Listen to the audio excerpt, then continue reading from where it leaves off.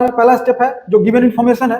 तो given information में दिया हुआ है f0 से 3 टू a, मतलब ऐसा स्थिति में इसको डोमेन बोलते हैं और इसको को डोमेन बोलते हैं। और फंक्शन दिया हुआ है, साथ में फिर g दिया हुआ है 0 से इन्फिनिटी टू b, ये डोमेन हुआ और g का को डोमेन है b, सेट b है, और gx भी दिया हुआ है। और ये भी कहा हुआ है कि इन्फॉर्मेशन ये भी दिया हुआ है कि जो दोनों फंक्शन है वो ऑन टू है, एक इन्फॉर्मेशन ये है। और दूसरा है कि जो सेट दिया हुआ है उसमें x बिलोंग्स टू z दिया हुआ है, z का मतलब होता है इंटीजर, इसका मतलब number of elements of set s, ये हो गया रहेगा। ऑन टू का मतलब क्या है, को डोमेन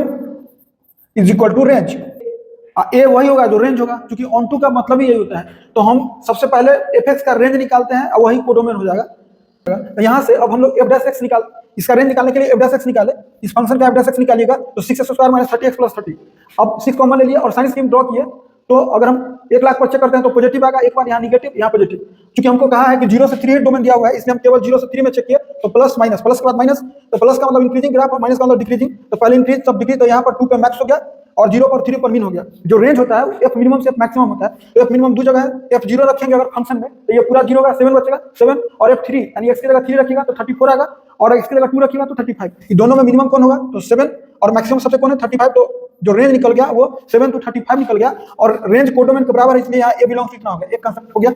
क्लियर है। उसके बाद gx दिया हुआ है, gx जो फंक्शन है उसमें ऊपर +1 ऐड किया, सब्ट्रैक्ट किए, तो क्या इतना। अब x जो इसका डोमेन दिया हुआ है 0 से इंफिनिटी है, 0 पर क्लोज्ड है यानी 0 से इंफिनिटी है। अब इसमें अगर हम दोनों जगह 1 ऐड करें तो इनइक्वालिटी तो चेंज होगा नहीं, 0 में 1 ऐड कीजिएगा तो 1 होगा, और इंफिनिटी में 1 ऐड करने से कोई फर्क पड़ता नहीं है। अब जो ही इस पोजीशन पर तक तो हम निकाल चुके हैं, इसका पहले फिर +1 करके, लेकिन 1 जो ही करेंगे तो हम सिखाते हैं हम लोग कि 1 करिएगा तो इस पूरे को कैपिटल X मान लीजिए, कैपिटल X मान लिए, और कैपिटल X जब माने तो इसको कैपिटल X माने तो X दिया हुआ है कहां से कहां, 1 से इंफिनिटी, यानी X 1 से इंफिनिटी दिया हुआ है, और 1 से इंफिनिटी में हम जाएंगे 1 करना है तो 1 इसका ग्राफ ड्रॉ कर लिए। अब पता चला 1 से इंफिनिटी में कौन ग्राफ है, जो ग्राफ है इसको कलर कर दिए,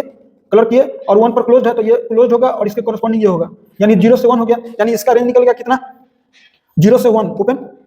और 1 पर क्लोज्ड होगा। अब चूंकि इसमें माइनस लगाना है तो माइनस जो ही कीजिएगा तो इनइक्वालिटी चेंज होगा, यानी क्लोज वाला इधर आ जाएगा -1, और 0 पर ओपन होगा, माइनस लगने से इनइक्वालिटी चेंज होता है, और 1 जो ही इसमें ऐड कीजिएगा तो ये हो जाएगा 0 से 1 हो गया, और इसमें 1 करके, और इसी का जो रेंज निकल गया, ये यही रेंज निकल गया, और यही बी का काम करेगा, यानी बी निकल गया 0 से 1। अब जो क्वेश्चन पूछा है उसमें एस में कहा है कि इंटीजर ही रहना चाहिए, इसमें इंटीजर 0 से 1 में 0 पर क्लोज है तो इंटीजर 0 होगा, और इसमें भी इंटीजर होना चाहिए,